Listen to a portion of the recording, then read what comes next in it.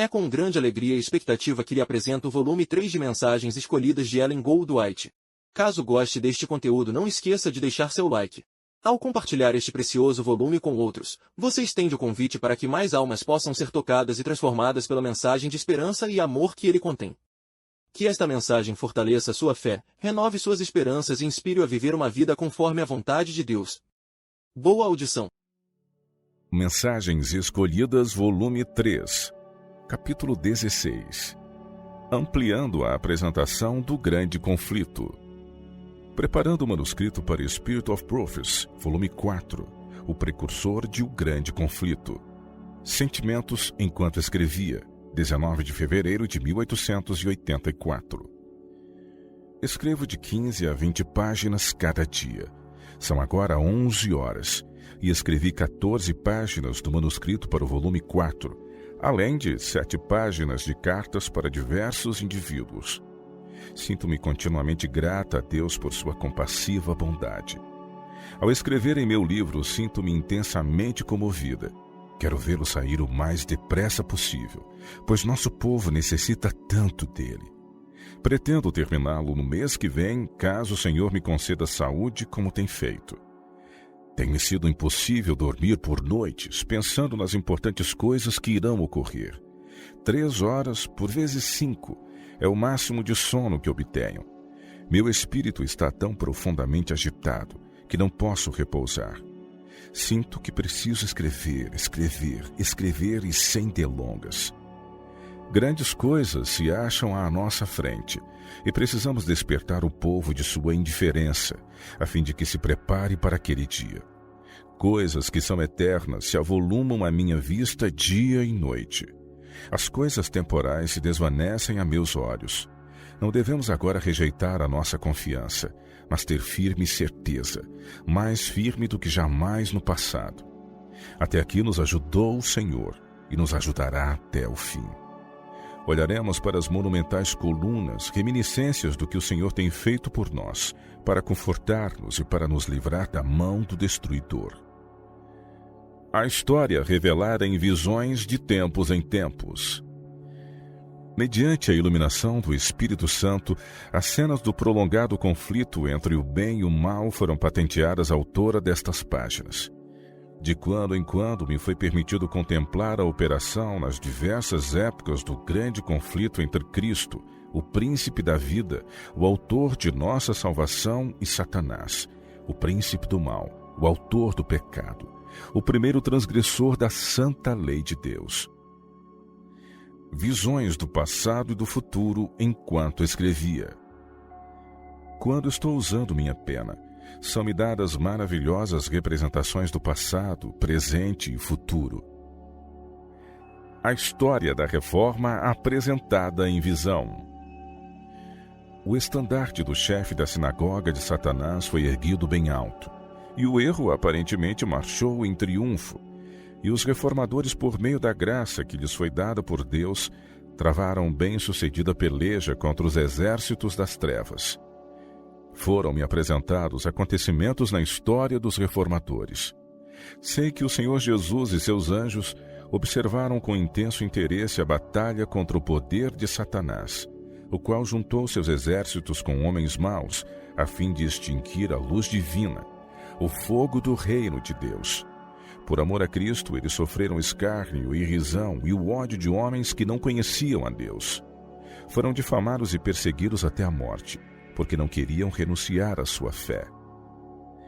Mostrado anos antes de visitar a Europa. Anos atrás, foi-me apresentada a obra da primeira mensagem nesses países, Suécia e outros países setentrionais, e foram-me mostradas circunstâncias similares às que relatei mais acima, pregação por crianças suecas. O capítulo sobre o tempo de angústia. Acabamos de ler o assunto a respeito do tempo de angústia. O irmão Smith acha que este capítulo de maneira alguma deve ser omitido do volume 4. Ele diz que não há nesse capítulo nenhuma frase que não seja essencialmente necessária.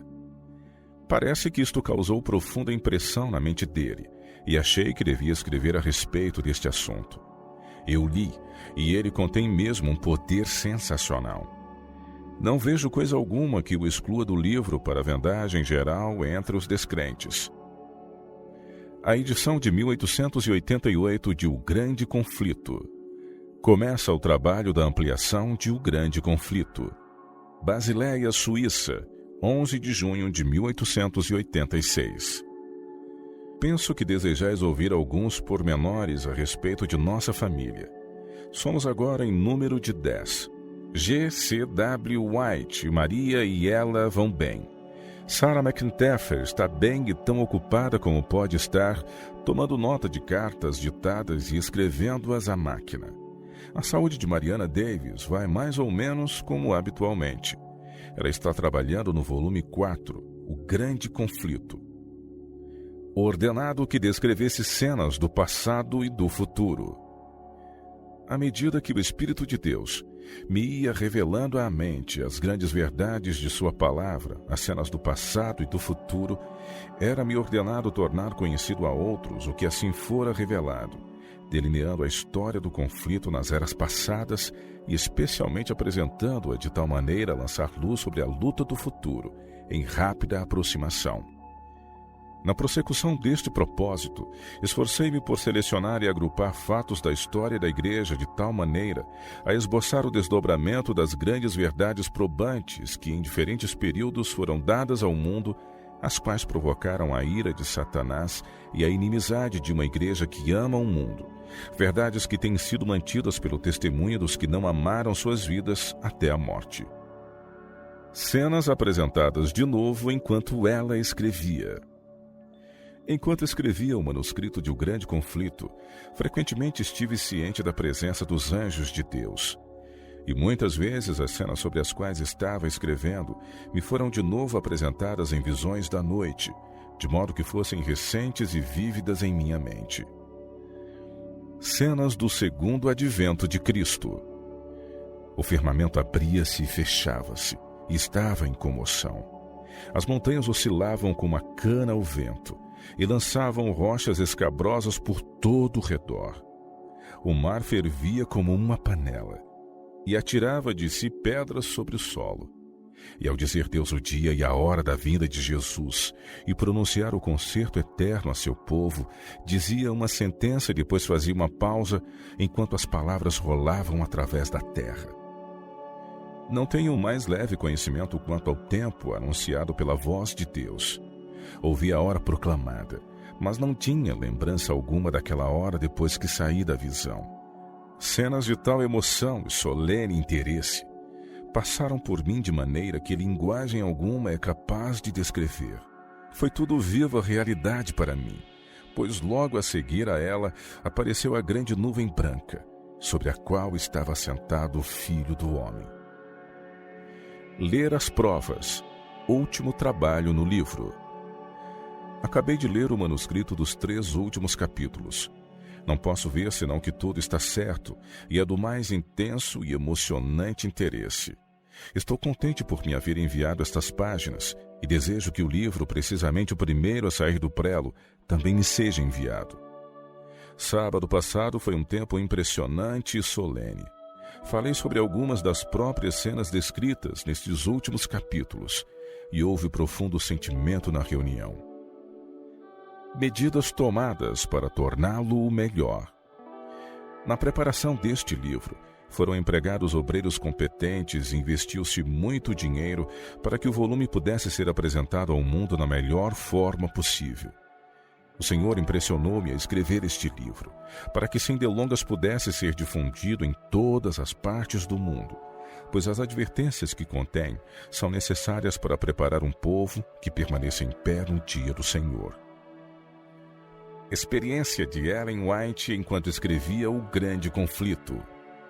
Fui impelida pelo Espírito do Senhor a escrever esse livro, e enquanto trabalhava nele, senti um grande peso em minha alma. Eu sabia que o tempo era curto, que as cenas que logo se amontoarão sobre nós por fim viriam muito repentina e rapidamente, segundo é exposto nas palavras da Escritura. O dia do Senhor vem como um ladrão de noite. 1 Tessalonicenses 5, verso 2. O Senhor me apresentou assuntos que são de premente importância para o tempo presente e que se estendem ao futuro. Numa exortação foram-me proferidas estas palavras: escreve num livro as coisas que tens visto e ouvido, e deixa que vá a todas as pessoas, pois está próximo o tempo em que se repetirá a história do passado. Tenho sido acordada a 1, 2 ou 3 horas da madrugada, com algum ponto fortemente gravado em minha mente, como se fosse proferido pela voz de Deus. Foi-me mostrado que muitos de nosso próprio povo estavam adormecidos em seus pecados, e embora afirmassem ser cristãos, iriam perecer a menos que se convertessem. Procurei apresentar aos outros as solenes impressões causadas em minha mente, à medida que a verdade me era exposta com clareza, para que cada um sentisse a necessidade de ter uma experiência religiosa por si mesmo, de possuir um conhecimento do Salvador por si mesmo e de buscar arrependimento, fé, amor, esperança e santidade por si mesmo. Foi-me assegurado que não havia tempo para perder.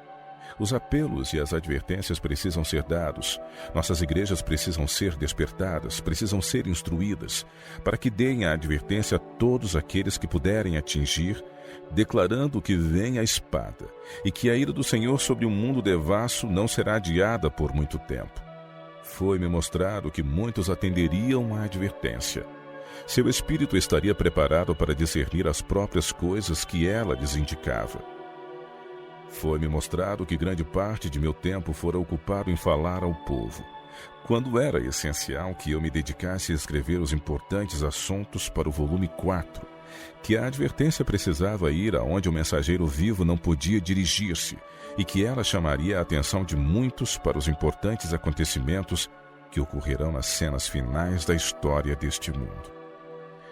À medida que me era desdobrada a condição da igreja e do mundo, e contemplei as terríveis cenas que se encontram precisamente diante de nós, fiquei alarmada com a perspectiva, e noite após noite, enquanto todos na casa estavam dormindo, escrevi as coisas que me eram dadas por Deus. Foram-me mostradas as heresias que irão surgir, as mentiras que prevalecerão, o poder de Satanás para operar milagres, os falsos cristos que aparecerão, que enganarão a maior parte até mesmo do mundo religioso e que, se fosse possível, desencaminhariam os próprios eleitos. Esta é a obra do Senhor? Sei que é, e nosso povo também professa crê-lo. As advertências e instruções deste livro são necessárias a todos os que professam crer na verdade presente.